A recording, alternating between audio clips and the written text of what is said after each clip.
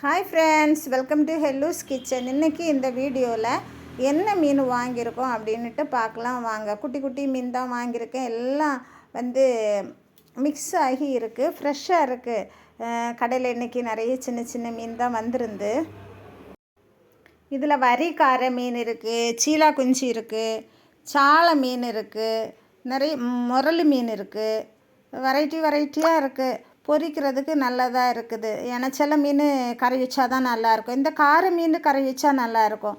ஆனால் மத்தி அந்த முரல் எல்லாமே நம்ம பொரிக்கிற சைஸில் இருக்குது. ஒன்று ஒன்றா மீன் எல்லாம் ஹெலு தான் எடுத்து அடுக்கிறா, எல்லாம் தனித்தனியாக அடுக்கிறா. இது பூ மீன் பார்த்திங்களா, நல்லா ஃப்ரெஷ்ஷாக தான் இருக்குது.